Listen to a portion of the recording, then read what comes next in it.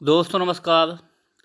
स्वागत है आप सभी का अपने यूट्यूब चैनल टॉपर क्लासेस में। देखेंगे हम आज जो आगामी सीटेट दिसंबर 2024 प्रस्तावित है, उसमें जो बाल विकास या सीडीपी कहें या पेडागॉजी कहें, जो पूछी जाने वाली है 30 नंबर की, उसमें से हम कुछ महत्वपूर्ण सवालों का कलेक्शन किया हूँ जो विगत परीक्षाओं में पूछे गए हैं और आगामी परीक्षाओं में पूछे जाने की प्रबल संभावना रहेगी। अगर आप लोगों को कंटेंट अच्छा लगे तो प्लीज़ चैनल को लाइक करिएगा, सब्सक्राइब करिएगा, दोस्तों में शेयर करिएगा। और क्लास बहुत ही महत्वपूर्ण रहने वाली है, एक बार ज़रूर देखिएगा और अपनी तैयारी को मजबूत करते रहना है, क्योंकि टाइम बहुत ही कम है, नवंबर भी लग चुका है। इसलिए अपने अमूल्य समय को खोने मत देना। यही वो कुछ समय है जिसमें कुछ करने का चलेंगे हम लोग। पहला क्वेश्चन है, सीखने में प्रयास व भूल के सिद्धांत का प्रतिपादन किसने किया है? पहला ऑप्शन है कोहलर, दूसरा है पावलोव, तीसरा है थॉर्नडाइक, चौथा है गेस्टाल्ट। तो दोस्तों देखेंगे हम, लिखा है प्रयास एवं भूल, या कहें प्रयास एवं त्रुटि का सिद्धांत किसने दिया है। बहुत ही इम्पॉर्टेंट सवाल है। प्रयास एवं त्रुटि का सिद्धांत या भूल का सिद्धांत कहें, एक काफ़ी बार सवाल सीटेट में पूछा गया है। प्रयास एवं त्रुटि का सिद्धांत किसने दिया है? तो आप लोग सीधे ऑप्शन नंबर 3 के पास चले जाइएगा। थॉर्नडाइक ने दिया था। इन्होंने किस पर प्रयोग किया था? तो थॉर्नडाइक की बिजली थी। क्या थी? बिजली पर इन्होंने अपना जो है प्रयोग इस्तेमाल किया था। समझ में आ गया दोस्तों आप लोगों को? प्रयास एवं भूल का सिद्धांत जो किसने दिया है? थॉर्नडाइक ने दिया। इसलिए ऑप्शन नंबर 3 सही जवाब हो जाएगा। अगले क्वेश्चन पे दोस्तों हम जो लोग चलेंगे, देखेंगे। अगला क्वेश्चन है कि सामान्य संयुक्त कोशिका में गुणसूत्र के जोड़े होते हैं। पहला ऑप्शन है 22 जोड़ा, दूसरा है 23 जोड़ा, तीसरा है 24 जोड़ा, चौथा इनमें से कोई नहीं।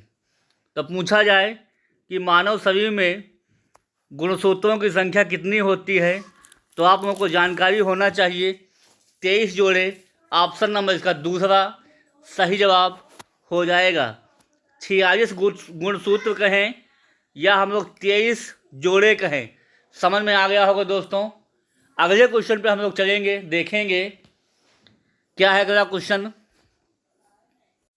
अगला क्वेश्चन है, बहुत ही इंपॉर्टेंट रहेगा, कि संज्ञानात्मक संप्राप्ति का न्यूनतम स्तर है।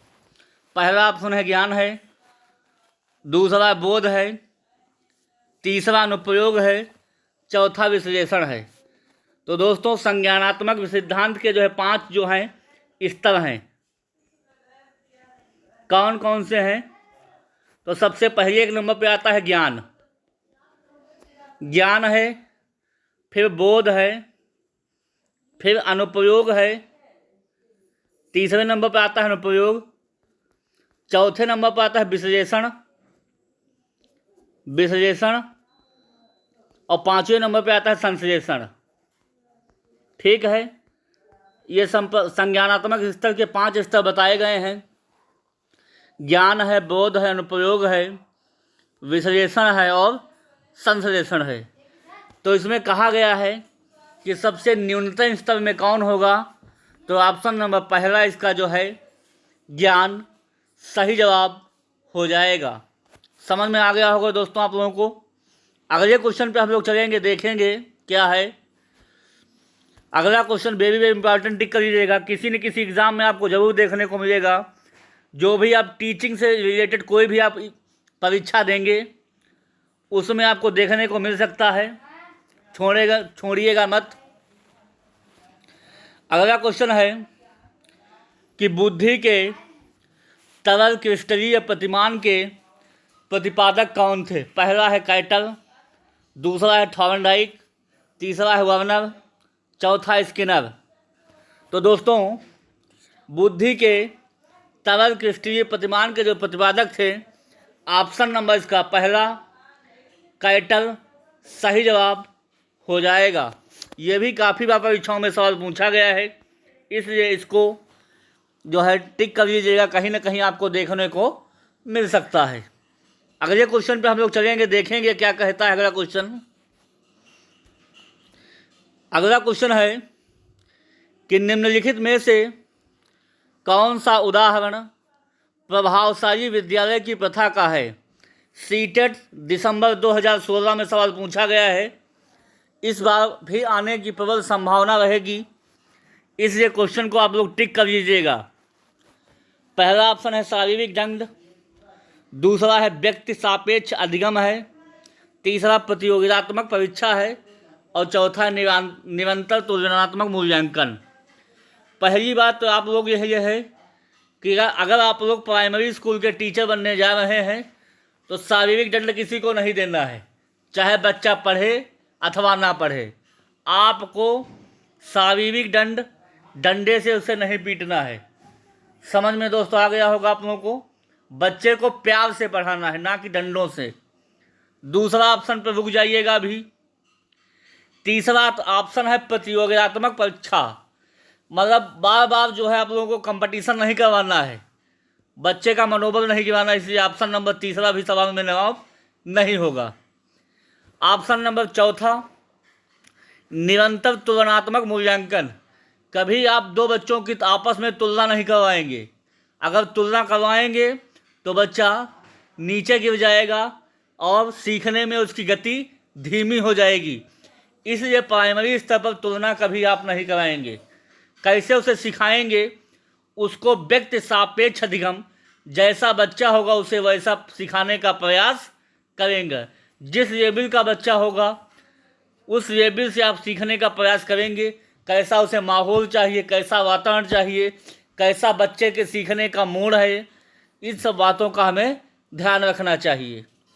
अगले क्वेश्चन पे हम लोग चलेंगे, देखेंगे, सवाल इंपॉर्टेंट रहेगा।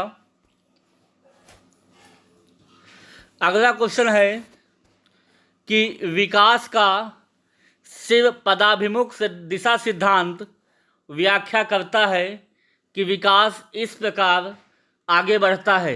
ये भी सीटेट दिसंबर 2000 में पूछा गया सवाल है, 2016 का सवाल इंपॉर्टेंट रहेगा। पहला ऑप्शन है भिन्नों से एकीकृत कार्यों की ओर, दूसरा है सिर से पैर की ओर, तीसरा है ग्रामीण से शहरी क्षेत्र की ओर, चौथा है सामान्य से विशिष्ट कार्यों की ओर। देखिएगा कि विकास कैसे होता है। बात कह रहा है विकास की, विकास कैसे होता है, तो सामान्य से विशिष्ट की ओर विकास नहीं होगा। चौथा ऑप्शन आप लोग काट दीजिए। विकास सिर्फ पदाभिमुख लिखा है, ग्रामीण से शहरी क्षेत्र की ओर भी विकास नहीं होता, इसलिए ऑप्शन नंबर तीसरा भी काट दीजिए। ऑप्शन नंबर पहला लिखा है कि भिन्नों से एकीकृत कार्यों की ओर, कभी भी ऐसे कार्य नहीं करेंगे, टुकड़ों में कार्यों को आपस में बांटेंगे नहीं, ये भी ऑप्शन नहीं होगा। ऑप्शन नंबर इसका तीसरा बहुत ही सही जवाब मिल रहा है कि सिर से पैर की ओर जो है विकास होता है। इस सिवा पदाभिमुख से दिशा सिद्धांत यही बताता है कि विकास जो है वो सिर से पैर की ओर होता है। समझ में दोस्तों आ गया होगा आप लोगों को, इसलिए ऑप्शन नंबर इसका दूसरा सही जवाब हो जाएगा। अगले क्वेश्चन पे हम लोग चलेंगे, देखेंगे क्या बोल रहा है। अगला क्वेश्चन बहुत ही इंपॉर्टेंट रहेगा कि भाषा विकास के लिए सबसे संवेदनशील समय निम्नलिखित में से कौन सा है। पूछा गया प्रश्न है, पहला है मध्य बचपन का समय, दूसरा है वयस्क अवस्था, तीसरा है प्रारंभिक बचपन का समय और चौथा जन्म पूर्व का समय। एक बात आप लोग याद रखिएगा, अगर पूछे क्वेश्चन में कि भाषा का सिद्धांत किसने दिया है, भाषा का सिद्धांत। तो एक वैज्ञानिक है, उनका नाम आप लोग याद रखिएगा, चौमस्की साहब। चौमस्की साहब जी ने जो है भाषा का सिद्धांत दिया था। इसलिए हम लोग इन वैज्ञानिक को ना भूलिएगा। कभी कभी भाषा का सिद्धांत वैज्ञानिक के रूप में पूछ लेता है। अब हम लोग ऑप्शन पे चलेंगे। चौथा ऑप्शन है जन्म पूर्व का समय। देखिए, भाषा जन्म पूर्व से ही निर्धारित नहीं, तो इस ऑप्शन नंबर चौथा आप लोग काट दीजिए। दूसरा ऑप्शन है वयस्क अवस्था। कभी भी बच्चा जब बड़ा हो जाएगा, वयस्क हो जाएगा, तब क्या भाषा उसे सिखाएंगे, ये भी नहीं ऑप्शन हो जाएगा। पहला ऑप्शन है मध्य बचपन का समय। जब बच्चा 7-8 साल का हो जाएगा तब उसे भाषा सिखाएंगे, नहीं, ये भी ऑप्शन गलत हो जाएगा। हमें बच्चे को कब भाषा सिखानी होगी, प्रारंभिक बचपन का समय। ऑप्शन नंबर इसका तीसरा सही जवाब हो जाएगा। जब भी बच्चा 5 साल से छोटा है, मतलब 2 साल का है, 2.5 साल का है, तब से उसे भाषा धीरे धीरे सिखाना पूर्वक प्रारंभ कर देंगे। जैसे ही बच्चा बोलने लगे, उसे एक एक शब्दों के रूप में लैंग्वेज का जो है प्रोनाउंसिएशन करना सिखाएंगे हम लोग। समझ में आ गया होगा दोस्तों आप लोगों को। इसलिए ऑप्शन नंबर इसका तीसरा सही जवाब हो जाएगा। अगले क्वेश्चन पे हम लोग चलते हैं। अगला क्वेश्चन है कि निम्नलिखित में से कौन सा सामाजिक कारण के गौवाहक हो सकते हैं। वेरी इंपॉर्टेंट, टिक कर लीजिएगा, इस बार प्रबल संभावना रहेगी सवाल बनने की। पहला ऑप्शन है विद्यालय और पास पड़ोस। दूसरा ऑप्शन है विद्यालय और निकटतम परिवार के सदस्य। तीसरा ऑप्शन है परिवार एवं रिश्तेदार। चौथा है परिवार एवं पास पड़ोस। देखिए, कोई भी बच्चे का सामाजिक अगर विकास करेगा तो परिवार रिश्तेदार कहाँ से आ जाएंगे, को हटाओ, परिवार तो सही है, पास पड़ोस तो बाद में आएंगे। पहले आएगा विद्यालय। कौन आएगा, पहले विद्यालय आएगा और बाद में आएंगे परिवार के सदस्य। जब तक परिवार के सदस्य नहीं होंगे, विद्यालय साथ साथ नहीं होगा, तब तक उसका सामाजिक जो गौवाहक है उसके नहीं हो सकते। समाज में उसका विकास कैसे होना, समाज में कैसा व्यवहार करेगा, इन सब चीज़ें जो होती हैं बच्चा विद्यालय से और अपने निकटतम परिवार से सीखता है। क्योंकि अगर कहा जाए तो बचपन का जो प्रारंभिक भाषा का विकास है वो परिवार से ही जानना सीखना प्रारंभ करता है, उसके पश्चात धीरे धीरे विद्यालय की ओर गतिमान होता है। तो इसलिए हम लोग दूसरे ऑप्शन पे इसको सटीक मानेंगे। अगले क्वेश्चन पे हम लोग चलेंगे, देखेंगे।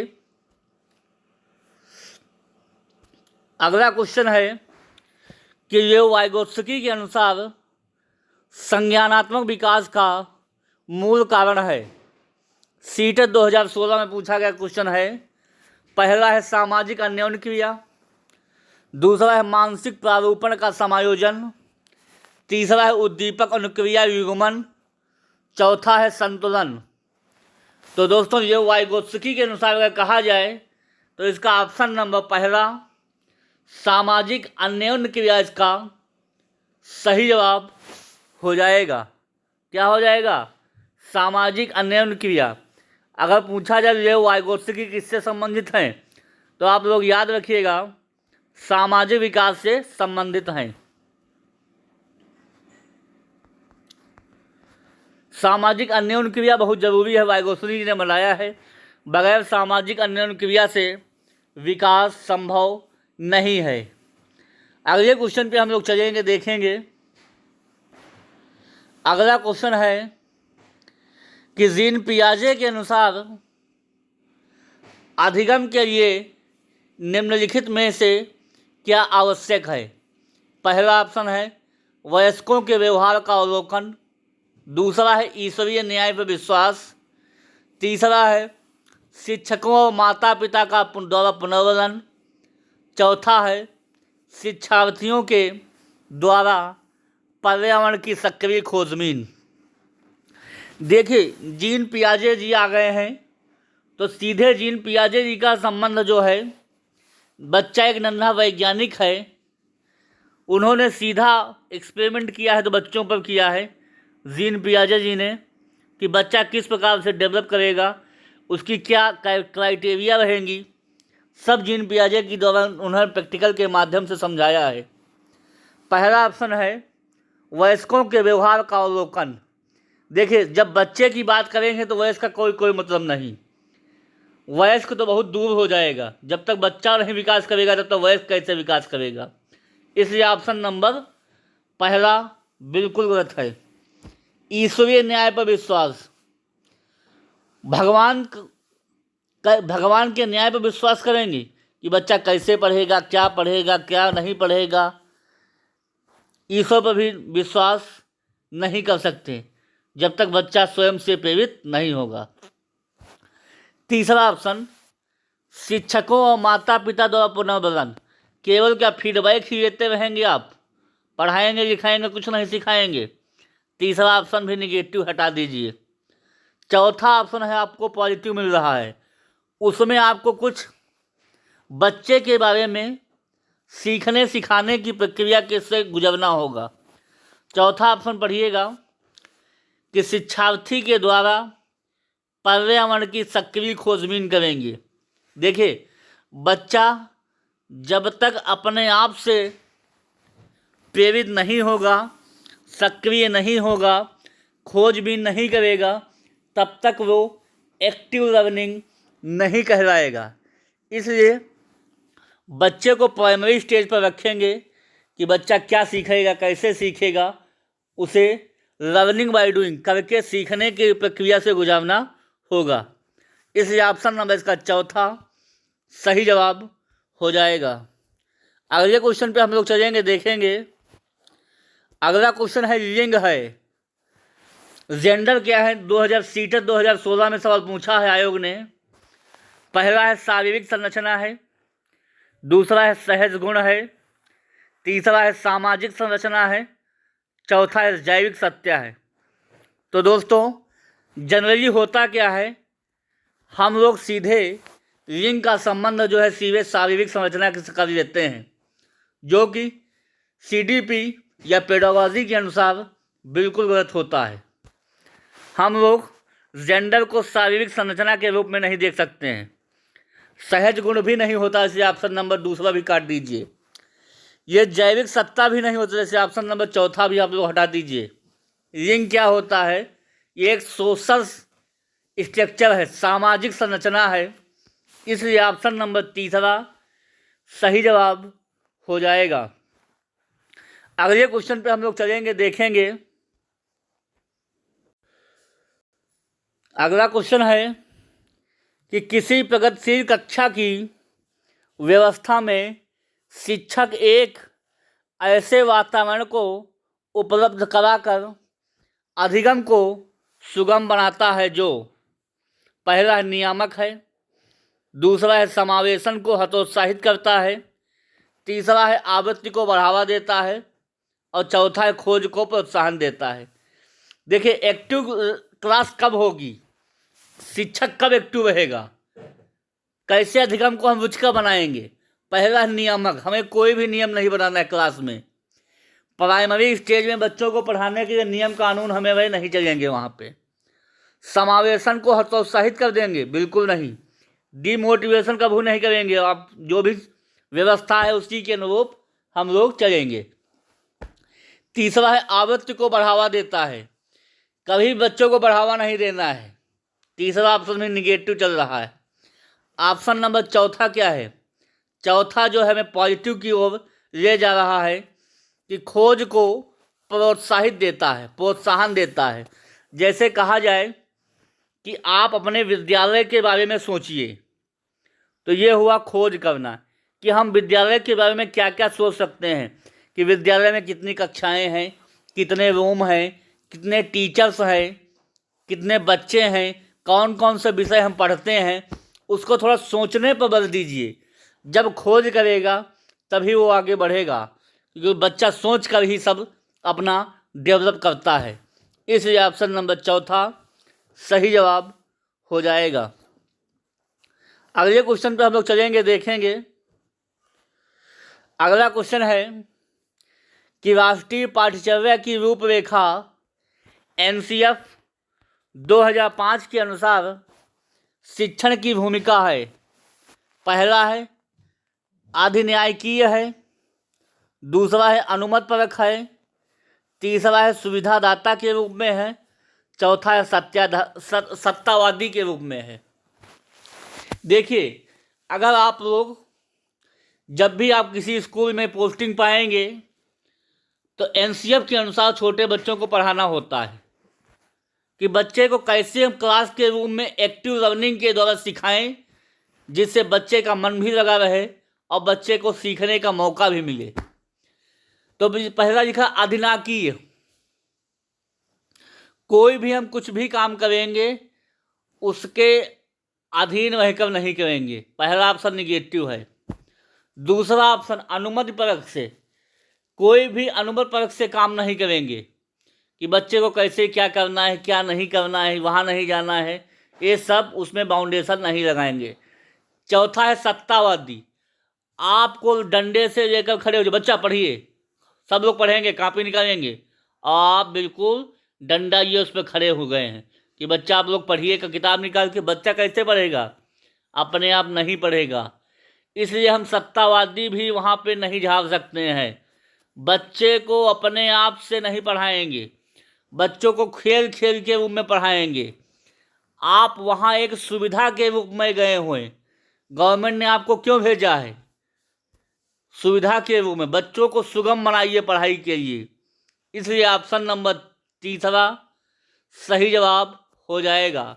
गवर्नमेंट जो आपको भेजेगी वहाँ सुविधा के लिए भेजेगी, ना कि सत्ता के लिए जाइए वहाँ मौज कीजिए, ऐसा नहीं करना है आप लोगों को, नहीं तो धर जाइएगा। समझ में आया? जब भी आप जाइए पोस्टिंग पाइए, बच्चों को मन से पढ़ाइए और आप भी ध्यान दीजिएगा।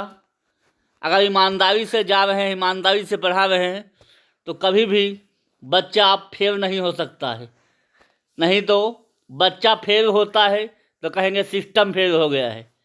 चाहे जितने मास्टर जो है ताकत लगा लिए, बच्चा फेल हो गया मतलब सिस्टम फेल, सिस्टम फेल मतलब मास्टर फेल। इसलिए आपको ऐसा नहीं करना है। समझ में आया है? अपने बच्चों की तरह उन गरीब बच्चों को भी पढ़ाना है जो दूर दूर से आए हुए हैं, जिनको 2 टाइम का भोजन नसीब नहीं हो रहा है, 2 टाइम के कपड़े नहीं मिल रहे हैं। उन बच्चों को अच्छी शिक्षा हमें देनी है। ठीक है, अगले क्वेश्चन पे हम लोग चलेंगे, देखेंगे। अगला क्वेश्चन है, बहुत इम्पॉर्टेंट रहेगा, प्रबल संभावना रहेगी पूछे जाने की, कि मूल प्रवृत्तियों को 14 प्रकार से किसने वर्गीकृत किया है। पहला ऑप्शन है मैकडूगल ने, दूसरा है थॉर्नडाइक ने, तीसरा है वुडवर्थ ने, चौथा है ड्रवेल ने। तो बताइएगा दोस्तों कि मूल प्रवृत्तियों के 14 प्रकार किसने बताए हैं।